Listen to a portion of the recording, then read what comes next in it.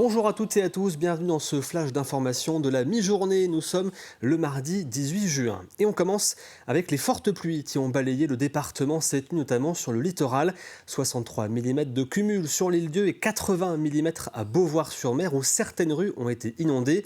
Une trentaine de sapeurs-pompiers ont été mobilisés dans la commune. Pas d'évacuation, mais l'eau est quand même rentrée dans les habitations. Une personne a dû être relogée par la mairie. Le nettoyage est actuellement en cours. La météo va d'ailleurs rester instable jusqu'en fin de semaine. Les élections législatives des 30 juin et 7 juillet prochains approchent à grands pas. Si vous êtes absent les jours d'élection, vous pouvez demander à un proche de voter pour vous en lui donnant procuration. Une procuration peut se faire soit en ligne ou en vous rendant dans votre gendarmerie ou votre commissariat. Près de 410 000 procurations ont été validées par le ministère de l'Intérieur. C'est 6 fois plus qu'en 2022. Et la Vendée n'échappe pas à cette augmentation des demandes. C'est ce qu'a pu constater Mathis Pires. Carte électorale, d'accord. Dans cette gendarmerie, les demandes de procuration s'enchaînent. C'est pour une procuration pour le vote. Chaque jour, des dizaines de personnes viennent remplir ce précieux formulaire. Une ou deux, vous pouvez cocher les deux. Par contre, vous mettez pas de date. D'accord. Quasiment tous les jours, c'est ça. Il y en a beaucoup, à force, ça devient pas une routine, mais on est habitué. Ça dépend, version numérique, ça soulage un peu. Après, version papier, c'est ce qui arrive le plus souvent, donc c'est normalement une dizaine, c'est ça, par matinée et par après-midi. Pour la plupart des personnes rencontrées ce matin, voter était pour eux une évidence. Donner ma petite pierre à l'édifice, éventuellement, j'aurais pas voulu louper ça. Il faut absolument voter. Je ne veux pas être absente. Mais alors, comment faire pour faire sa procuration ? Tout d'abord, si vous n'êtes pas inscrit sur les listes électorales, c'est trop tard. La date limite était le 9 juin. Mais pour ceux qui le sont et qui ont un empêchement, l'inscription en ligne est possible sur ce site. Quelques informations à transmettre, carte d'identité, numéro d'électeur et le tour est joué. Une fois muni de votre code, direction la gendarmerie pour s'identifier. Il faut vraiment que ce soit la personne qui donne son vote qui se présente à l'unité. Et nous validons la demande. Cette demande est approuvée et ils reçoivent une confirmation par mail, comme quoi elle a bien été prise en compte. Et si toutefois vous ne connaissez personne pour voter à votre place, le site Plan Procu se charge de tout. Et vous pouvez retrouver l'ensemble des candidats dans les 5 circonscriptions vendéennes sur notre site tvvendée.fr. C'est parti, le bac a débuté ce matin pour les élèves de terminale en Vendée. Ce sont 6 840 candidats qui passent l'épreuve dans les 3 filières, générale, technologique et professionnelle. La première épreuve aujourd'hui, celle de philosophie. Et parmi les sujets en filière générale, la science peut-elle satisfaire notre besoin de vérité ou bien l'État nous doit-il quelque chose ? Et dans la filière technologique, les 2 sujets sont la nature est-elle hostile à l'homme et l'artiste est-il maître de son travail ? Vous avez 4 heures. Vendredi dernier avait lieu la journée mondiale du don du sang et les donneurs étaient au rendez-vous, notamment du côté des herbiers. Près de 200 donneurs étaient présents pour cette journée. Les bénévoles et le personnel médical étaient aux petits soins avec les donneurs. Le don du sang qui, pour rappel, est possible toute l'année. Aujourd'hui, on a réussi à marquer le coup en diversifiant toute notre collation, toute notre organisation, plein de choses. Donc on s'est dit, c'est nos donneurs, il faut les motiver, il faut qu'ils reviennent. Et après, pour que chaque donneur il se rappelle de cette journée du 14 juin, on leur offre à tous un éco-cup. Alors dans cet éco-cup, on a un petit savon des collines, on a un petit porte-clés goutte de sang, tout le monde est gagnant.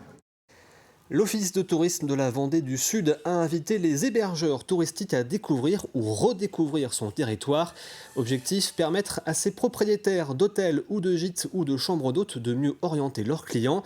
Des visites organisées durant toute l'année, il y en a eu 5 jusqu'à présent.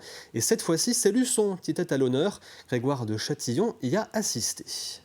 C'est un petit peu le cœur du propos de cette visite, c'est de montrer que Luçon est une ville riche d'histoire, riche d'un patrimoine. Guidé par l'historienne Pauline Retailleau, ce groupe part à la découverte ou la redécouverte de Luçon. Une visite de la ville qui démarre par l'incontournable cathédrale Notre-Dame de l'Assomption. C'est l'évêché de Vendée finalement. Alors c'est le cas depuis 1317. Bon, je l'ai bien sûr visité cette cathédrale, mais je n'en connaissais pas l'histoire. C'est très important pour moi, mais je pense aussi pour les autres. Les autres, ce sont les touristes, des touristes hébergés sur ce territoire du sud de la Vendée et qui ne soupçonnent pas que la ville recèle autant d'intérêt, à l'image de ce cloître qui relie la cathédrale à l'évêché. Et il va demander, c'est assez surprenant parce que des cloîtres en pleine ville, on n'a pas forcément énormément. Et là, d'avoir cet espace qui est vraiment un espace public, on peut venir avec son bouquin, etc. C'est quand même très agréable. Une guide conférencière, elle amène des éléments d'histoire, de compréhension, donc on ne va plus regarder pareil. Direction maintenant le quartier du Bourgneuf pour ce groupe qui rassemble des hébergeurs touristiques. C'est toujours intéressant, on apprend plein de choses et puis on peut faire la publicité derrière. C'est notre rôle d'hébergeur. Alors les hébergeurs, ce sont les ambassadeurs de l'Office de tourisme et les ambassadeurs du tourisme. Donc on a, nous, tout intérêt à nous appuyer sur eux. Ils sont demandeurs, on est demandeurs. Donc c'est vrai que les inviter régulièrement quand on a des nouvelles prestations ou rencontrer des nouveaux sites, c'est vraiment eux qui rencontrent les touristes et qui peuvent en parler directement. Donc c'est vraiment les ambassadeurs du territoire.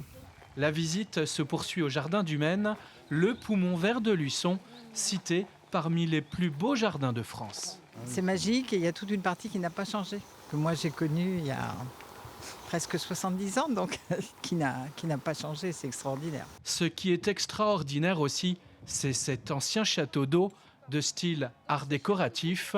L'édifice, construit en 1912, est classé monument historique. Et c'est un des premiers bâtiments qu'on connaisse qui soit construit en béton armé. Luçon, les incontournables, une visite de la ville ouverte également à tous les vendredis à partir du 5 juillet et jusqu'au 13 septembre prochain.